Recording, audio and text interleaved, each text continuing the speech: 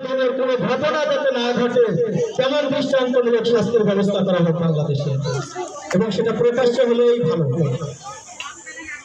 আমরা শুধুমাত্র বিচার চাই, মানববন্ধন করি, প্রতিবাদ করি, কিন্তু আমাদের এই জাতি, এই বাঙালি হিসেবে আমাদের অভিভাবক হিসেবে আমাদের দায়বদ্ধতা রয়েছে।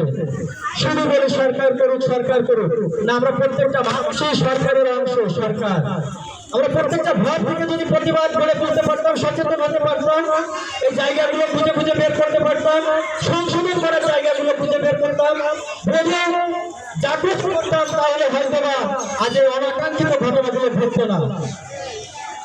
আমার মেয়ের লাশ আমার হাতে চলে আসতো না, আমার সন্তানের লাশ আমার কাঁধে উঠতো না।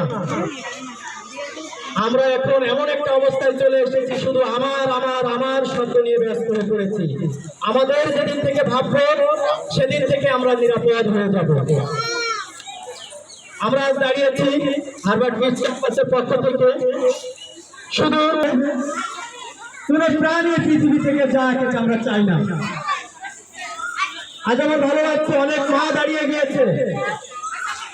মাদের এই বোধোদয় হওয়ার জন্য আমি তাদের ধন্যবাদ জানাবো, যে তারা বুঝতে পেরেছে যে আমাদের বর্তমান ভবিষ্যৎ আবেগ, আমাদের সম্পদ হুমকির সম্মুখে আজ বাংলাদেশে দাঁড়িয়ে। এমন তো বাংলাদেশ হওয়ার কথা ছিল না। আমাদের বাংলাদেশ সোনার বাংলাদেশ, সম্পৃক্ত যে আমাদের হৃদয়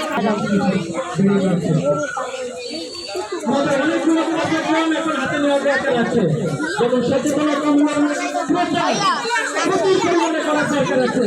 অনাকাঙ্ক্ষিতভাবে হলেও দেখা যায় আমরা আমাদের মা বোনেরা, আমরা সবাই এরা যারা আছি সবসময় টিকটক করে ব্যস্ত আছি, অনাকাঙ্ক্ষিত রিলসগুলো নিয়ে আমাদের শিশুদের সামনে তুলে ধরছি এবং এই ধর্ষণ অপরাধীদের প্রতিহত করছি।